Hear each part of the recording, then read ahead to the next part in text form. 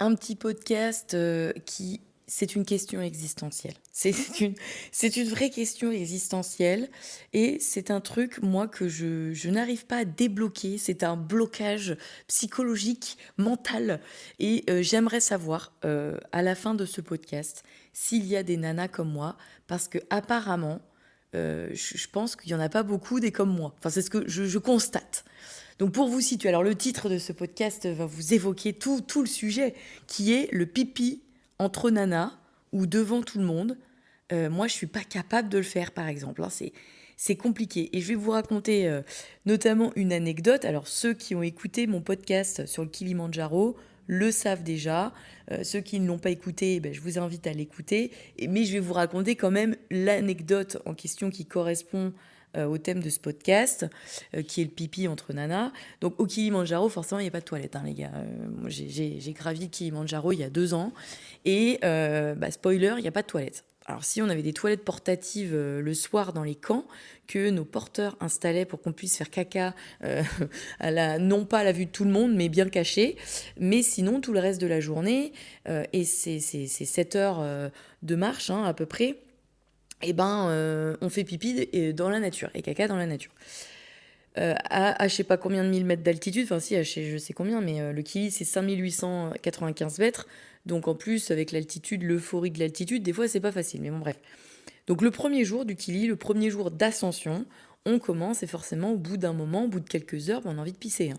Surtout qu'il faut s'hydrater tout le temps parce que plus on monte, plus il y a de l'altitude, plus il faut s'hydrater. Donc arrive le moment pause pipi. Ce qu'il faut savoir, c'est qu'on était une expédition de 13 personnes, mixte garçon-fille. Nos porteurs, c'était que des hommes. Et la chef d'expé, il y avait le guide Martin, qui était un homme, et la chef d'expé, Vané, qui organisait ça, qui était infirmière. Sinon, hommes et femmes. Donc forcément, naturellement, le groupe d'hommes se met de côté, fait pipi debout comme d'habitude, et le groupe de femmes s'éloigne pour faire pipi. À savoir, en expé, on ne peut pas s'éloigner du chemin parce que ça peut être très vite dangereux. Soit vous tombez dans une falaise, soit vous vous faites bouffer, parce on est en Afrique, le Kilimandjaro c'est la Tanzanie, donc tu te fais bouffer par un jaguar, je sais pas quoi, un animal sauvage, soit tu te fais piquer par un serpent ou une mygale, ou j'en sais rien. Donc on s'éloigne pas, on va pas dans un fourré derrière un arbre pour aller pisser, quoi. Faut faire pipi au milieu du chemin.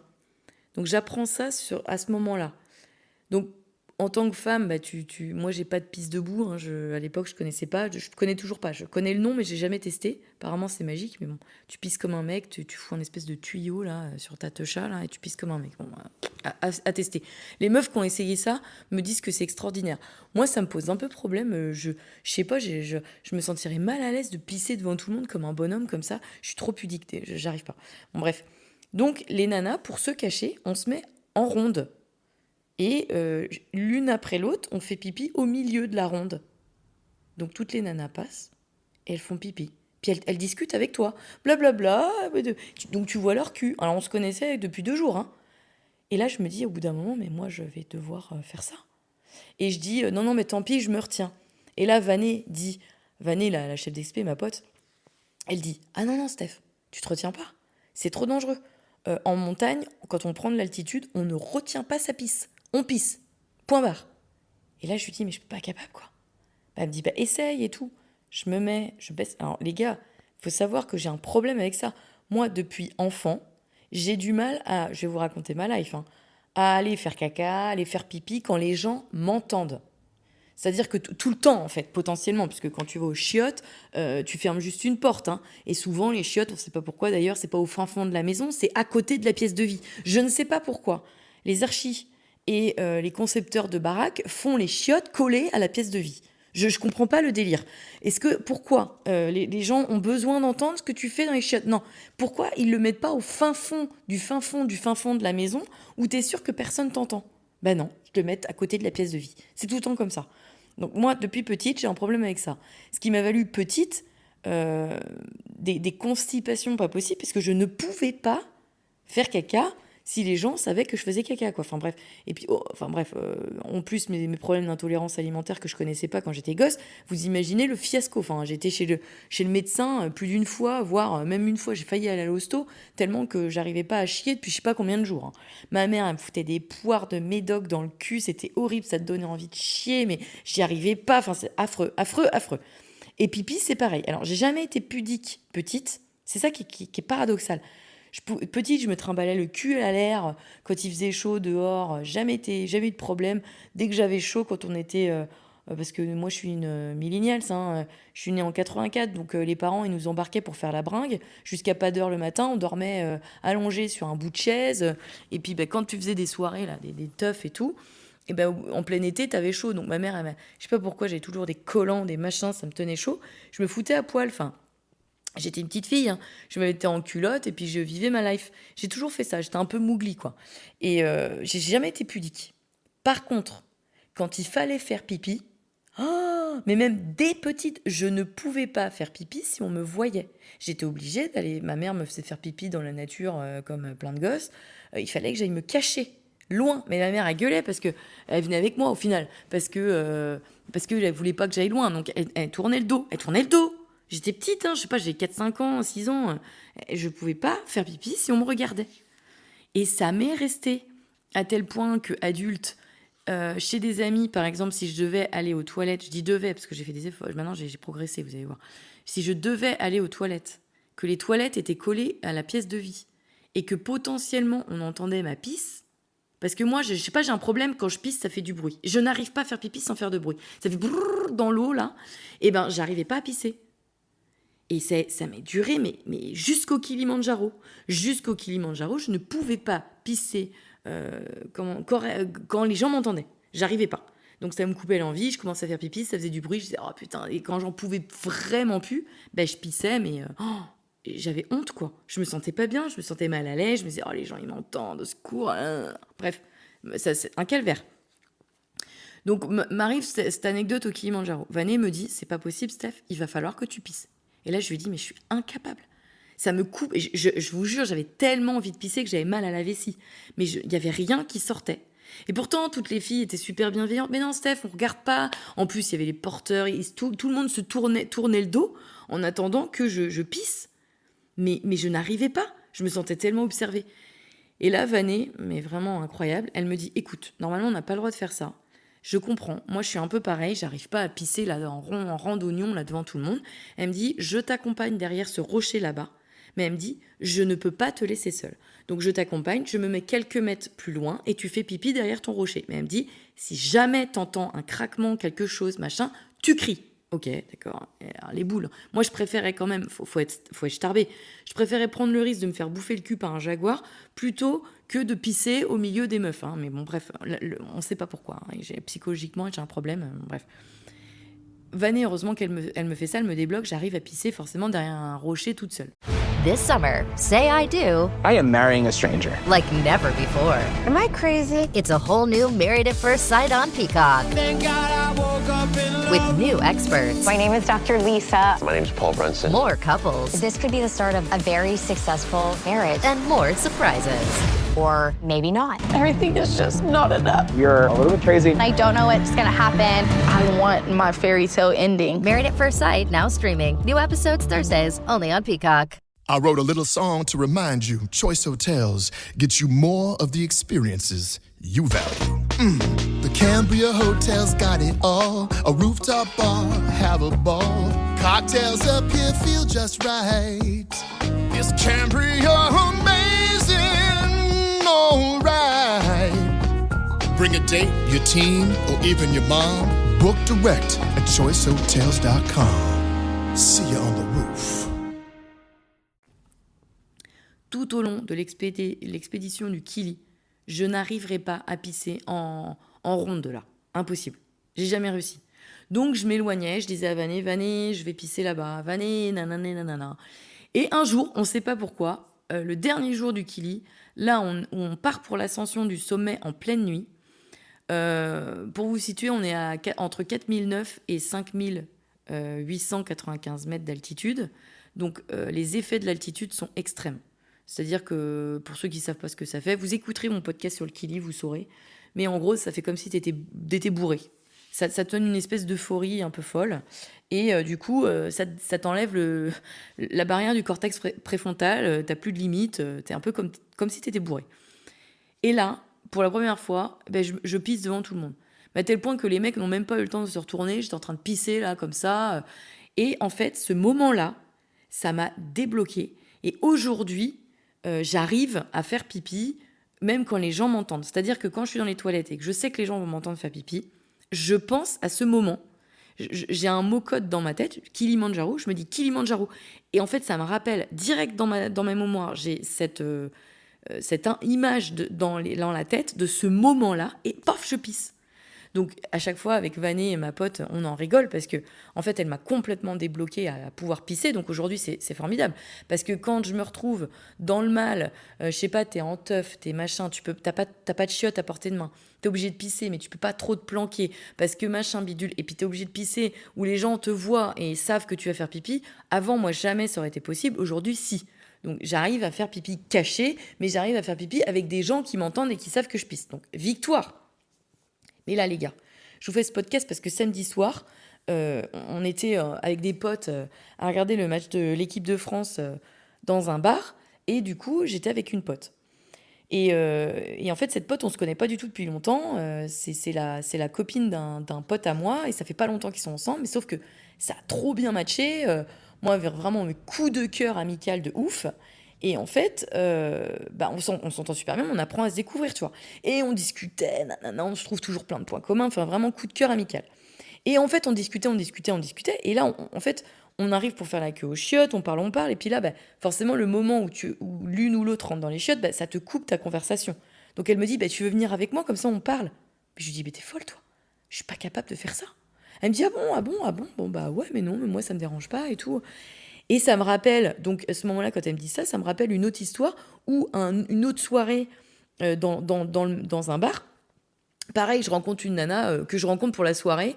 Elle avait bu, alors moi je bois pas d'alcool, très très rarement, donc ce soir-là en l'occurrence j'avais pas bu. Et elle était un petit peu éméchée, puis du coup une nana que je connais pas du tout, on vient à discuter, à déconner, tout ça. Et elle me dit, faut que j'aille au shot. Je dis, moi aussi. Puis en faisant la queue, pareil, on discute de tout, puis de rien. Et même topo. Elle commence à rentrer dans les shots, elle dit, viens, comme ça on va continuer la conversation. Je dis, mais ça va pas ou quoi? Et moi je te connais pas. Puis même si je te connais, je peux pas faire ça. Et en fait, je me suis dit, donc ma pote Marine, là, samedi soir, qui me dit, viens, on continue la conversation. Elle me fait écho à l'autre meuf que j'avais rencontrée, là, que je connaissais pas dans le bar. Je me dis, mais en fait, c'est hyper commun de faire ça. Parce que, mais plein de fois, je vois des meufs sortir des chiottes des bars à deux. Et souvent, ça gagne du temps, machin. Mais comment vous faites? Enfin, je veux dire, comment vous faites pour vous faire regarder pisser, quoi? Puis vous êtes là, puis vous parlez comme si t'étais assis à une table. Enfin, moi, moi, c'est un mystère, quoi. Je trouve ça incroyable que t'arrives à pisser comme ça devant quelqu'un. Moi, j'ai jamais fait ça. Enfin, alors peut-être ça m'est arrivé une ou deux fois quand j'étais avec mes mecs. Et encore, si j'avais un mec, Fred, mon premier mec, avec qui si vous écoutez mes podcasts, vous saurez, avec qui je suis ressortie quand j'ai 28 ans, là, on arrivait à pisser, limite à chier quand on était dans la même pièce. Mais parce qu'on n'est pas d'enfance, en fait, à la base. On se connaît depuis qu'on est tout petit. Donc, je veux dire, c'est le seul mec, je crois que j'ai fait ça, de toute ma vie. Et ça me dérangeait pas de pisser devant lui. C'est le seul. Parce que tous mes mecs, j'ai jamais réussi. Et mon chéri actuel, Flo, on est d'accord tous les deux sur ça. C'est un tue-l'amour. On ne pisse pas l'un devant l'autre. Alors, lui, quand il va pisser dehors et qu'il est dos à moi et qu'il fait pipi, ok. Et moi, ça m'est arrivé de faire pipi derrière une voiture et puis à côté de moi, voilà, il me regarde pas pisser, quoi. Mais sinon, dans les chiottes, moi, Fred, par exemple, je me maquillais et tout ça. Et lui, les toilettes étaient dans la salle de bain. Il pissait, mais c'est même arrivé qu'il chiait pendant que je me maquillais, hein. Mais là, avec Flo, on s'est toujours dit, on ne supporte pas ça l'un et l'autre, hein. On s'est toujours dit, jamais on rentre dans la salle de bain. Déjà, on a une salle de bain chacun. Ça, je trouve ça génial parce que, pareil, ça évite le tue-l'amour où t'es en train de t'épiler, là, t'es pas dans une position favorable, on va dire. Et ton mec, il est là, il se lave les dents. Non, pitié, quoi. Ou tu prends ta douche, t'es en train de te laver la chatte, ton mec, il est là, il est à côté, il te parle. Non, Non, non, un peu d'intimité. Plus je vieillis, plus je suis un peu précieuse princesse. J'ai envie que mon mec, il me voit euh, élégante, tu vois. J'ai pas envie qu'il me voit en position en train de me mastiquer le trou de balle pour qu'il soit propre, tu vois. Non, non, non, non, non, j'ai pas envie. Et lui, pareil. On est d'accord là-dessus. Et ni pour faire pipi, tout ça, on garde notre intimité, quoi. Et on est d'accord. Et on pète pas l'un devant l'autre. On ne rôde pas comme des porcs l'un devant l'autre. On est très, très, très poli et très élégant l'un devant l'autre.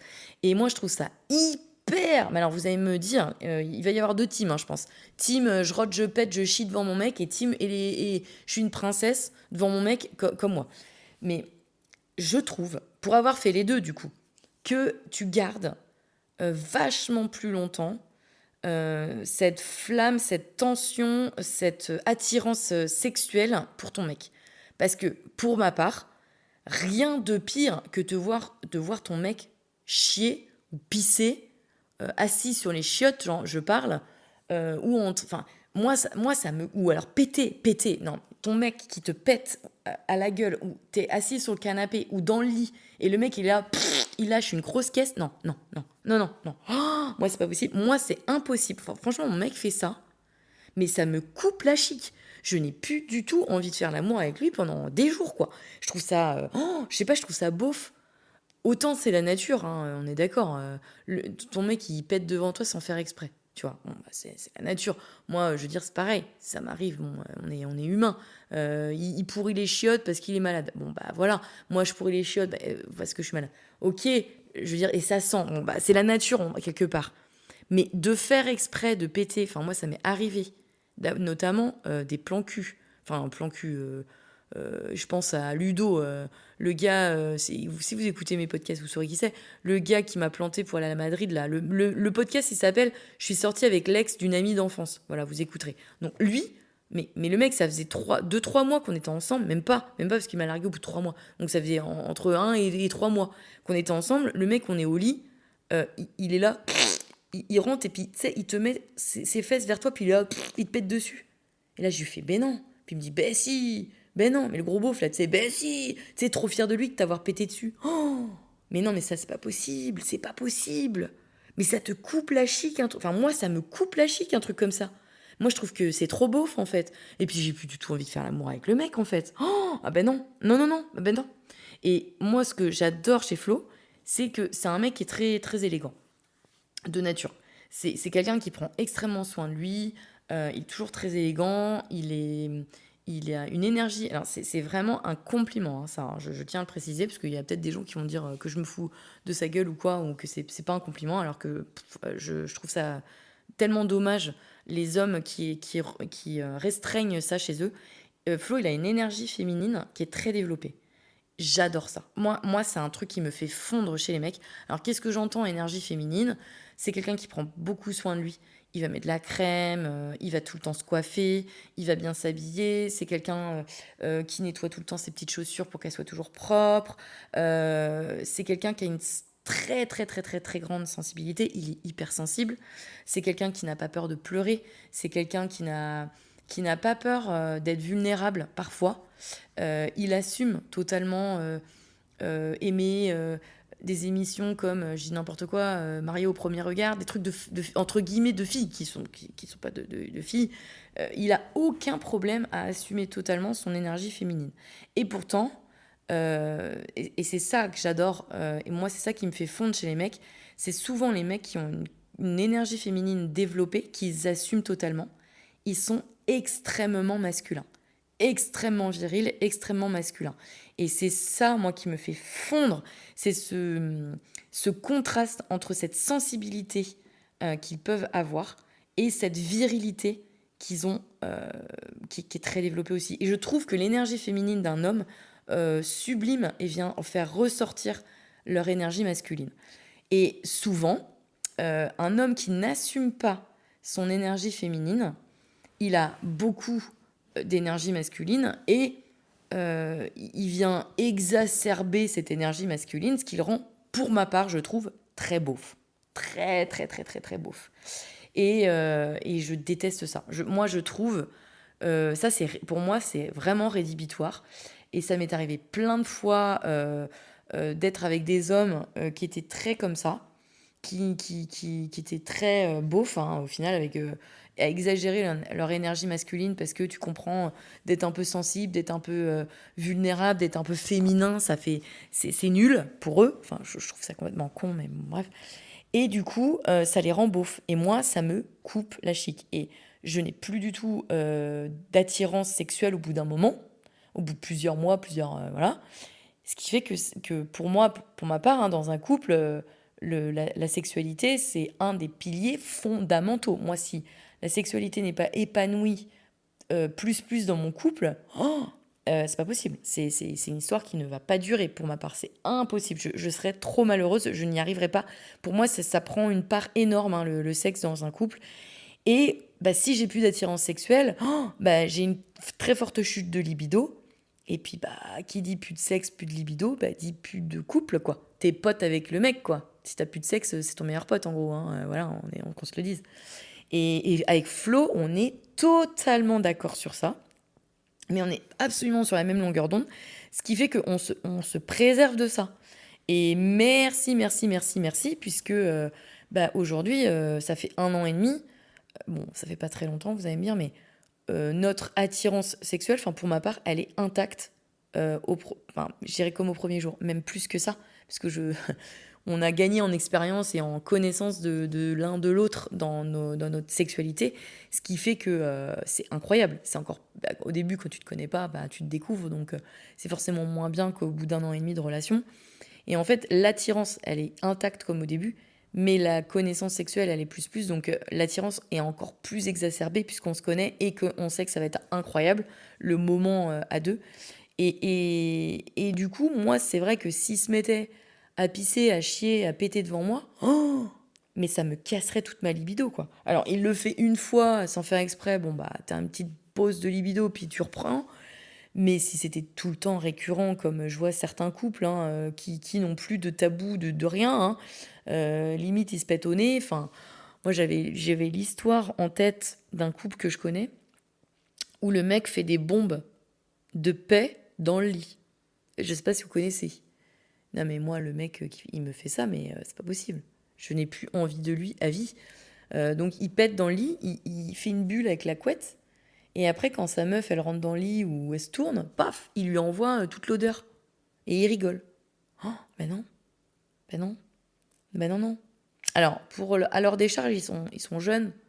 Ils sont 25-30 ans. Mais quand même, c'est pas si jeune que ça. Non. Moi, c'est pas possible. Moi, le mec qui fait ça, non. Non. Ça marche pas. C'est pas possible. Donc voilà, bref, on dévie un peu du sujet initial, qui est quand même de pisser entre meufs, entre copines au passage, ou même pas, entre nanas, entre nanas tout court. Je n'ai jamais réussi à passer le cap, les gars. Je pense que j'y arriverai jamais. Hein. Ou alors, non mais même parce que je suis partie avec ma meilleure pote faire le GR20, on se pissait pas au nez. Hein. On s'attendait, puisque c'était en montagne, donc on pissait jamais très loin l'une de l'autre, parce que on sait pas, ce qui peut se passer, tu tombes, voilà, machin. Mais jamais on s'est pissé l'une à côté de l'autre en train de parler, quoi. Non, jamais on a fait ça. Mais pourtant, on n'était pas pudiques ni l'une ni l'autre, hein, mais non, jamais, non. Moi, elle m'a déjà vue nue, je l'ai déjà vue nue, enfin, je veux dire, tout ça pour vous dire, ça, vous allez me dire, c'est chelou. Non, mais je veux dire, j'ai fait un shooting, elle était photographe, je fais un shooting photo avec elle, où j'étais topless, etc. Donc, même si je suis pudique, enfin aujourd'hui je suis plus pudique que quand j'étais petite, pas avec mon mec, mais c'est vrai qu'avec ma pote photographe à l'époque, j'avais eu un petit poil de pudeur. Puis après, bon, une fois que c'est ta meilleure pote, voilà, ça passe, quoi. Mais c'est vrai que non, moi j'ai un peu de mal. Elle était pas du tout pudique, hein. Elle était capable de se foutre à poil devant moi pour se changer, par exemple au sport, sans problème. Moi beaucoup moins. Beaucoup moins, je peux pas. J'ai un peu de mal. Je prendrais pas une douche avec une copine, quoi, par exemple. En tout bien, tout honneur, je veux dire. Mais j'arriverai pas. Moi, je trouve que c'est une connotation. Si je prends une douche avec une meuf, il va se passer quelque chose, quoi. J'ai envie de vous dire. Non, il y a une connotation pour moi. C'est une douche avec quelqu'un, c'est plutôt sexuel, quoi. Une douche toute seule, tu te laves. Et encore, tu peux tu peux te faire du bien, mais je veux dire, une douche avec une copine, je veux dire un pote ou une copine, forcément, c'est plus un pote ou c'est plus une copine au bout d'un moment, c'est un plan cul après, pour ma part. Moi, je sais pas, j'ai une connotation de la nudité et de la douche aussi, qui est plutôt sexuelle. Donc, du coup, je pense que c'est un peu biaisé et que c'est pour ça aussi que je pourrais pas prendre une douche avec une copine ou un copain. Sauf si il y a un but précis d'avoir un rapport sexuel. Dans ce cas-là, oui. Mais autrement, non. Et c'est vrai que pipi, pour moi, ça n'a pas de connotation sexuelle, encore heureux. Enfin, encore heureux, quoique, il y a des gens qui sont fascinés par les excréments dans leurs relations sexuelles, et je respecte, hein, même si c'est pas du tout mon délire. Mais moi, j'ai pas de connotation sexuelle en faisant pipi ou caca. Mais par contre, je trouve que c'est un moment d'intimité extrême. Je sais pas, t'es dans une vulnérabilité. Je sais pas comment expliquer, tu vois. Mais t'as pas envie d'être vu à ce moment-là. Enfin, pour ma part. Pour ma part. Et du coup, je suis curieuse. J'aimerais savoir si vous aussi, ou si vous êtes de la team, ben non, moi je pisse et chie devant mes potes, devant tout le monde, ça me dérange pas. Ou entre copines, juste entre copines par exemple. Parce que est-ce que c'est un moment de complicité où vous vous racontez des trucs, tu vois? Parce que moi je trouve ça fascinant en fait. Des copines qui vont pisser ensemble et puis elles ont rien à se cacher. Oh, même pas le fait qu'elles pissent et chient. Moi franchement, si un jour ça m'arrive, parce qu'il faut jamais dire jamais. Comme dirait ma mère, il y a que les imbéciles qui changent pas d'avis. C'est vrai. Mais moi, si un jour ça m'arrive, les gars, je pense que la meuf, elle a passé un level. C'est même plus une amie, c'est mon double, quoi. Elle a passé un level phénoménal pour me voir en train de chier ou pisser. C'est un truc de fou, tu vois. Donc voilà, bref. C'était ma réflexion du moment, parce que samedi soir, ça m'a encore choquée. C'est pas la première fois que ça m'arrive de me confronter à une situation comme ça. Et je me suis dit, il faut que j'en fasse un podcast pour savoir s'il y a des gens dans le même cas que moi. Ou si je suis une exception, si on est très très rare à penser comme moi et qu'on n'arrive pas, dites-le moi. Donc soit en commentaire en dessous de ce podcast. Si vous voulez pas vous afficher, vous pouvez m'envoyer un message privé sur les réseaux, notamment sur Insta, ponycant-le-blog ou ponycant-lifestyle si vous préférez, au choix. Et je vous répondrai avec grand plaisir, j'adore les retours de podcast. Si vous avez aimé ce podcast, n'hésitez pas à mettre 5 étoiles ou à vous abonner ou les deux, ça me fera trop plaisir. Et puis sinon, nous on se retrouve tous les mardis et tous les vendredis à 22h. Salut!